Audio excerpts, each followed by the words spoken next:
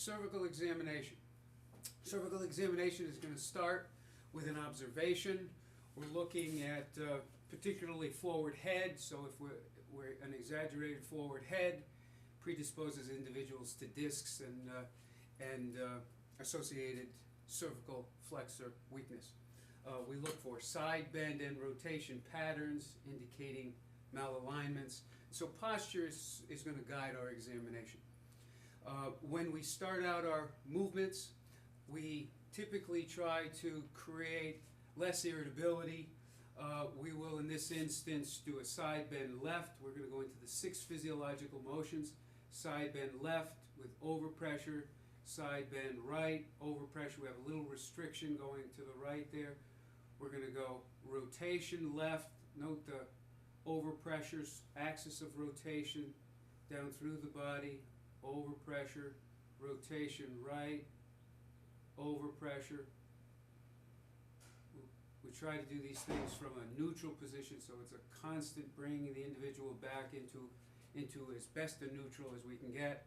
Forward bending with overpressure down through the spine, not down forward to create an extra segmental kind of thing as of yet. That's not the intent there. So again, flexion with a little bit of overpressure. I'll show that from the side one more time. Flexion with a little bit of overpressure.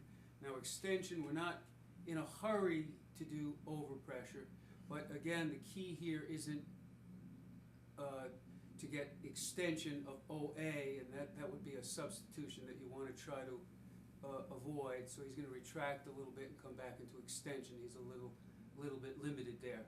In limited populations, you may want to do an overpressure, but we're cognizant of vertebral basilar artery insufficiency.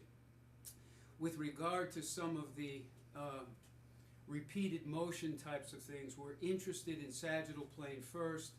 These are strategies to confirm or rule out disc problem. So one thing that we like to look at in the sagittal plane is the capability of retraction. Individual is pulling the chin back toward the thorax, and we can do a little bit of an overpressure there. I like the purchase to be on the cheekbones and not on the jaw because of the associated TMJ problems with the cervical area. Similarly, to bring on disc signs, a sustained or repeated protraction may in fact bring on posteral or posterolateral disc signs.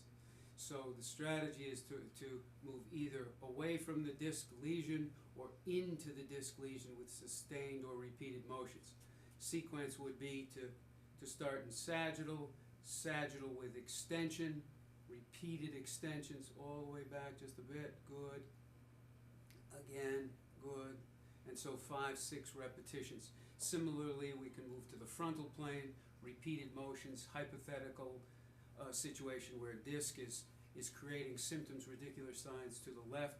We might choose to do repeated motions with overpressures in the frontal plane, and then lastly we can go into the transverse plane and do repeated motions with overpressures into the disc sign side. Thank you.